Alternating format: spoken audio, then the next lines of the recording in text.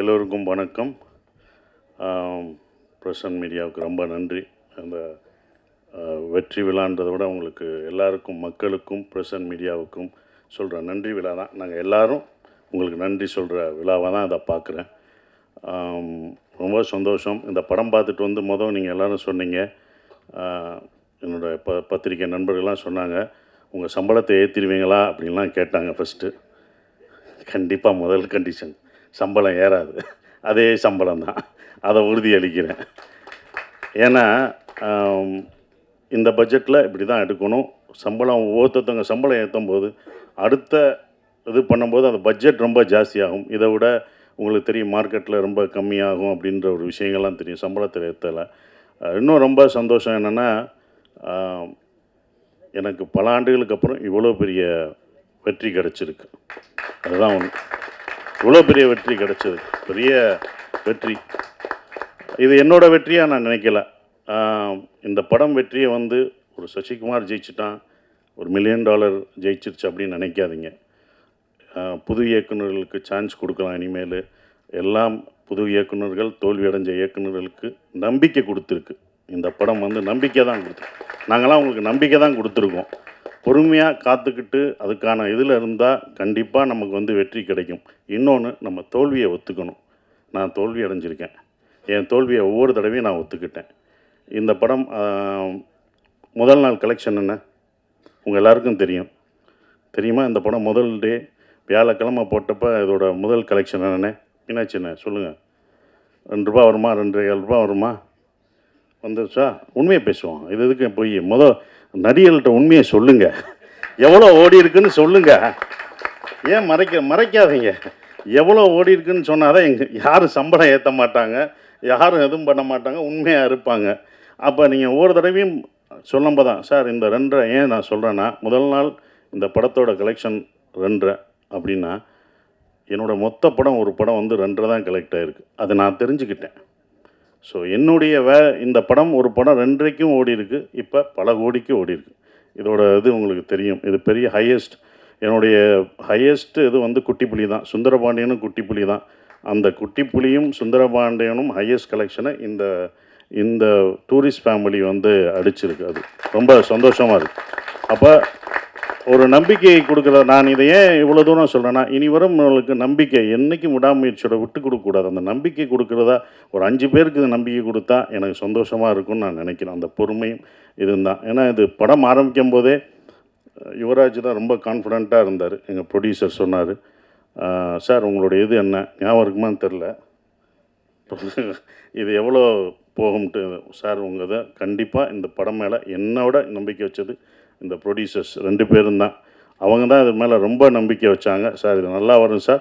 எனக்கு சுந்தரபாண்டியன் உங்களை எப்படி எல்லாருக்கும் பிடிச்சதோ, சின்ன பசங்கள்லேருந்து வயசானவங்க வரைக்கும் உங்களுக்கு எப்படி பிடிச்சதோ, இந்த படத்தில் வர தர்மதாஸ் கேரக்டர் எல்லாருக்கும் பிடிக்கும் சார்னு தேட்டரில் போய் பார்க்கும்போது அதை உணர்ந்தோம். ஒவ்வொரு தேட்டரும் படும்போது மக்கள் வந்து ரொம்ப நாளைக்கு அப்புறம் குடும்பமாக ஒரு தேட்டரில் வந்து படம் பார்க்குறேன். எல்லாம் ஓடிடியில் இருக்காங்க, வீட்டில் இருக்காங்கன்னு நினச்சிட்டு இருந்தோம். நல்ல படம் கொடுத்தா அவங்க வர்றாங்கன்றது இப்போ தெரிஞ்சுக்கிட்டேன். நான் தெரிஞ்சுக்கிட்டேன், இது எனக்கு தான். அப்போ எல்லோரும் தெரிஞ்சுக்கணுங்க. அப்போ ஃபேமிலியாக வர்றாங்க. ஏன்னா இவ்வளோ வர்றாங்க அப்படின்னும் போது அவங்க நல்ல படம், இந்த மாதிரி குடும்பத்தோடு ஒரு படம் பார்க்கலான்ற நம்பிக்கை கொடுத்துருக்கு. ஒரே மாதிரி படம் பண்ண வேணாம், டிஃப்ரெண்ட்டாக படம் பண்ணலாம், ஜானர் ஆஃப் படம் பண்ணலாம் அப்படின்ற ஒரு நம்பிக்கையை வந்து இந்த படம் கொடுத்துருக்காதான் நான் நினைக்கிறேன். இப்போ வரைக்கும் ஃபேமிலி தேட்டருக்கு வந்துக்கிட்டே இருக்காங்க. பெரிய குடும்பம் என்றைக்குமே அப்போ இருந்து இப்போ இருந்து ஒரு விஷயம் இருக்குது. ஏன்னா நாங்களும் தேட்டர் வச்சுருக்கோம். அந்த தேட்டர் கவுண்டர் பின்னாடி நான் உட்காந்துருக்கும்போது லேடிஸ் கவுண்டர்லாம் கூட்டம் வரும், பயங்கரமாக இருக்கும், கூட்டங்களாக நிற்கும். நாங்கள் சின்ன வயசில் உட்காந்து பார்க்கும்போது பார்ப்போம். அப்போ டிக்கெட்டில் உள்ளவங்களாம் சொல்லுவாங்க, எந்த படம் பெண்களுக்கு பிடிச்சி தாய்மார்களுக்கு பிடிக்கிற படங்கள்லாம் சூப்பர் ஹிட் ஆகும் அப்படின்னு அப்போ இருந்து சொல்லுவாங்க. அது இப்போ வரைக்கும் அது நடந்துக்கிட்டு தான் இருக்குது. அதனால தாய்மார்களின் பேராதவருடன் அப்படின்னு ஒன்று போஸ்ட் அடிப்பாங்க. ஸோ அவங்களுக்கு பிடிச்சிச்சுன்னு வச்சுக்கோங்களேன், ஃபேமிலியாக வருவாங்க. 5 பேர் வர மாட்டாங்க, ஒரு குடும்பமே வரும். ஒரு குடும்பத்துக்கு பிடிச்சிச்சுன்னா வரும், ஒரு பசங்களுக்கு படம் பிடிச்சிச்சுன்னா அவ்வளோ பேர் வரும். ஸோ அப்படி இந்த படத்தை இவ்வளோ அழகாக ரீச் பண்ணி கொண்டு போன இந்த கம்பெனிக்கு நான் என்னுடைய வாழ்த்துக்களை தெரிவிச்சுக்கிறேன். அப்புறம் அபி எங்களுடைய டைரக்டர், நான் இவ்வளோ நல்லா நடிச்சிருக்கேன் அப்படின்னு சொன்னது அப்படி முக்கியமான காரணம் நல்லா நடிச்சிருக்கேன்னா என்னோடய பாடி லாங்குவேஜ் எல்லாம் மாறி இருக்குன்னா அது அபி தான், டைரக்டருக்கு தான் போய் சேரும். ஒவ்வொரு விஷயம் அவனுக்கு பார்த்து தான் சொல்லுவேன். இது எப்படி பண்ணுவேன் அப்படின்றது அந்த கையை வச்சுன்னு சொல்லுவேன். நமக்கு பொண்ணு இருக்கோ அது அவரோடது தான். இன்னொரு தடவை பொண்ணு அதை நல்லா பண்ணிடுறேன் இன்னொரு தடவை நமக்கு பொண்ணு இருக்கோ அப்படின்னு இப்போ எல்லோரும் அதை சொல்லும்போது அது அபியோட ஸ்டைலில் தான் நான் பிடிச்சேன். ஸோ அபி, தேங்க்யூ. இப்படி ஒரு நல்ல படத்தை எனக்கு கொடுத்ததுக்கு நான் நன்றி சொல்லணும். நீங்கள் எனக்கு நன்றி சொல்லிட்டீங்க, நான் உனக்கு நன்றி சொல்லணும். ஏன்னா ஒரு ஸ்கிரிப்ட் எழுதுறதுக்கு வயசு முக்கியம் இல்லை, அதை நிரூபிச்சுட்ட. நீ எல்லாருக்கும் ஒரு ரோல் மாடலாக இருக்க. இனி உன்னுடைய அடுத்த படம் தான் ரொம்ப கஷ்டமானதாக இருக்கும். ஏன்னா முதல் படம் சுப்பிரமணியம் முடிச்சு ரெண்டாவது படம் என்ன பண்ணணும்னு நமக்கு தெரியாது. அந்த அனுபவத்தை சொன்னேன் கேர்ஃபுல்லாக. அதையும் முதல் படமாக என்னென்ன முதல் படத்தில் என்ன எதிர்பார்த்தவங்களோ அதை கொடுத்துரு. நம்ம புதுசாக போகணும் அது பண்ண முடியாது. ஸோ உன்னுடைய அடுத்த படம் உனக்கு வந்து இதை விட ஒரு பெரிய நடிகர் உனக்கு வரலாம், இன்னும் பெரிய நடிகர்கள் உனக்கு வருவாங்க, பெரிய ப்ரொடக்ஷன் வரும், பெரிய காசு வரும். ஆனால் கரெக்டான படத்தை மட்டும் எடுத்துரு. அதுதான் ஒன்று. கரெக்டான படத்தை மட்டும் எடுத்துரு. ஏன்னா இன்னும் எல்லா கண்களும் உன் மேலே தான் வாட்ச் பண்ணுவாங்க. அடுத்து உனக்கு ரொம்ப இதுக்கு பொறுமையாக நல்ல ஸ்கிரிப்ட் பண்ணி ஜெயிச்சிரு. உன் அடுத்த வெற்றிக்காக நாங்கள் இன்னும் மாவலோடு காத்துக்கிட்டு இருக்கோம். அது நீ ஜெயிக்கணும் அப்படின்ற ஒரு விஷயம். சிம்ரன் மேடம் ரொம்ப சந்தோஷம். உங்கள் படங்கள்லாம் அவ்வளோ ரசித்து பார்த்தோம். சிம்ரன் வல்லையான்னு நாங்கள் அடுத்த நான் வெற்றி விழாவில் கூப்பிட்டு வரேன்னு சொன்னேன். அதே படம் வெற்றியும் அடைஞ்சது. உங்களை கூப்பிட்டு வந்துட்டேன், ரொம்ப சந்தோஷம். நீங்களாக தான் வந்துட்டீங்க. கூப்பிட்டு வந்துட்டோம்னா அதை கூப்பிட்டு வர போகிறாங்க. நீங்களாக வந்துட்டீங்க, அது எங்களுக்கு சந்தோஷம். ஆனால் அப்போ அது ரொம்ப சந்தோஷம் மேடம். அவங்களோட ஒர்க் பண்ணது எனக்கு ரொம்ப சந்தோஷமான ஒரு தருணமாக இருந்தது. நம்ம இப்போ வந்தது பெண்ணா வானவில் தானான்னு பூமியிலே பூ பறிக்கும் தேவதானான்னு தேட்டரில் பார்த்துருப்போம். துள்ளாத மனம் துள்ளில் அவங்கள அப்படி ரசித்து பார்த்துருப்போம். அவங்க நம்ம செட்டுக்கு வர்றதே எங்களுக்கு எப்படி இருக்குன்னு பார்த்துக்கோங்க. அந்த மாதிரி தான். ஸோ அவ்வளோ அந்த சீனியாரிட்டி அதெல்லாம் எதுவுமே கிடையாது. அவங்க அவ்வளோ அழகாக பர்ஃபார்மன்ஸ், அவங்கள அவ்வளோ பர்ஃபார்மன்ஸ் படம் பார்த்துருக்கோம். வாலியாக இருக்கட்டும் சரி, பஞ்சதந்திரமாக இருக்கட்டும், அவ்வளோ பர்ஃபார்மரான ஒருத்தவங்க. அவங்கள நாங்கள் வந்து நல்லா பார்த்துக்கணுன்ற ஒரு இதுதான் இருந்தது. அவங்கள மரியாதை, அவங்களோட உழைப்புக்கு நம்மளுடைய தமிழ்நாட்டில் வந்து நம்ம தமிழை கற்றுக்கிட்டு அவங்க தமிழ்நாட்டில் அப்படி இவ்வளோ படங்கள் பண்ணியிருக்காங்க. அவங்களுக்கு நம்ம எவ்வளோ ரெஸ்பெக்ட் கொடுக்கணும் அப்படின்றதான் எனக்கு செட்டுக்குள்ளே ரொம்ப இருந்தது. அது எல்லாருமே நாங்கள் கொடுத்துருக்கோம்.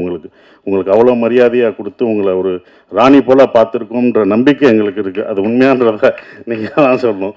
சூப்பர் ஸ்டார் கமலேஷ், நான் அப்பயே சொன்னேன், லிட்டில் சூப்பர் ஸ்டார். அவர் ரொம்ப சின்ன பையன், லிட்டில் சூப்பர் ஸ்டார் மாதிரி அழகாக சின்ன பையனாக இருந்தாலும் நான் அப்பயே சொன்னேன், அவன் வந்து காமெடியில் இந்த படத்தில் ஃபுல் காமெடி அவன் தான் பண்ணுவான் அப்படின்னு சொன்னேன். ஸோ அந்த என்டர்டெயின்மெண்ட் எங்கே போனாலும் கமலேஷை கேட்டுட்ருக்காங்க. இந்த மாதிரி படம் உனக்கு இன்னொன்று கிடைக்குமான்னு தெரில, சூப்பராக பண்ணிட்டீங்க. அப்புறம் யோகலட்சுமி, சௌந்தர்யா, இவங்கெல்லாம் நடித்தது ரொம்ப சந்தோஷம். ஸ்ரீஜாமா வரல, அவங்க பொண்ணு வந்திருக்காங்க, அவங்களுக்கும் என்னுடைய வாழ்த்துக்களை தெரிவிச்சுக்கிறேன். பாஸ்கர் சார், குமரவேல் சார், எல்லாருமே பக்ஸ் எல்லாம் பிரமாதமாக நடிச்சிருந்தாங்க. எல்லா கேரக்டரும் இருந்தது. எல்லாம் என்கிட்ட கேட்கும்போது வந்து ஒரே ஒரு கேள்வி தான் கேட்டாங்க, எப்படி சார் நீங்கள் ஹீரோ நடிக்கிறீங்க, இத்தனை பேர் இவ்வளோ கேரக்டர் நடிக்க விட்றீங்க, இவ்வளோ பேர் நல்லா நடிச்சிருக்காங்க, இவ்வளோ பேருக்கு ஸ்பேஸ் தர்றீங்க அப்படின்னாங்க. முதல் காரணம் நான் டைரக்டராக இருந்தேன், அதனால் அது டைரக்டர் பாயிண்ட் ஆஃப் வியூவில் பார்த்தேன். நான் ஒரு நடிகராக இருந்தால் கொடுத்துருப்பேனான்னு தெரில. ரெண்டாவது பாயிண்ட்டு, இந்த கதையில் வந்து தர்மதாஸ் அம்மாவாக இருந்தான். அந்த அம்மா தான் எல்லாருக்கும் சோறு ஊட்டி விடுற மாதிரி, இந்தா நீ சாப்பிடுன்னு எல்லாருக்கும் கொடுத்துட்டு கடைசி நான் சாப்பிட்டுக்கிட்டேன். அதனால தான் எனக்கு அவங்க சாப்பிட்டது போக எனக்கு அது கடைசி எனக்கு பேர் கிடச்சிது. அது இவங்கெல்லாம் அதெல்லாம் தூண் மாதிரி பிடிச்சி நின்னாங்க. ஸோ அவங்க எல்லாருக்கும் நன்றியை தெரிவிச்சுக்கிறேன். குறிப்பாக மறுபடியும் நம்ம யுவராஜுக்கு சொல்கிற ஒரே ஒரு விஷயம், ரொம்ப நன்றி. ஏன் சொல்கிறேன்னா, இந்த பட்ஜெட்டாக இந்த படம் எடுக்கல, அவங்க 2 படம் எடுத்திருக்காங்க. 2 படத்தோட இந்த படத்தோட பட்ஜெட் ஜாஸ்தி தான். நானே சொல்லுவேன், வேணாம் இவ்வளோ போகாதீங்க அப்படின்னு நான் சொல்லுவேன். அவங்களோட சண்டையெல்லாம் போட்டிருக்கேன், வேணாம் என்னை வச்சு மினிமம் பட்ஜெட்டில் எடுங்க, இவ்வளோ போகாதீங்க அப்படின்வேன். அது அவருக்கும் சொல்லியிருக்காங்க, இவரை வச்சு ஏன் எடுக்கிறீங்க, இது போகாமல் என்னன்னு பார்த்துக்கோங்கன்னு அவருக்கும் சொல்லியிருக்காங்க. அவர் என் மேலே நம்பிக்கை வச்சுருந்தார். அதோட இல்லை சார் நான் நம்பிக்கிறேன் சார். நானே சொல்லுவேன், ராமேஸ்வரம் போகும்போதும் நான் சொல்லுவேன், பட்ஜெட் ஏறிடுச்சுன்னா அவங்களோட நான் சண்டை போடுவேன். இதோட 25ஆம் தேதி ஏன் போடுறீங்க, கிறிஸ்மஸ் ஹாலிடேஸ் எல்லாம் டபுளாக இருக்கும், வேணாம் சார் பரவாயில்ல சார் அப்படின்னு சொன்னாங்க. இந்த படத்து மேலே அவங்க அவ்வளோ நம்பிக்கை வச்சுருந்தாங்க. அந்த நம்பிக்கை வீண் போகலை. இந்த வெற்றி எங்களோட வெற்றி இல்லை, இது தமிழ் சினிமாவின் வெற்றியாக தான் நான் கருதுகிறேன். குடும்ப படங்கள் நிறையா வருன்ற நம்பிக்கை எனக்கு இருக்குது. ஸோ இன்னும் மாறும், நிறையா படங்கள், நிறையா ஜேனர் படம் வரும்னு நினைக்கிறேன். உங்கள் எல்லாருக்கும் என் நன்றியை தெரிவித்து அப்படியே நன்றி. தேங்க்யூ.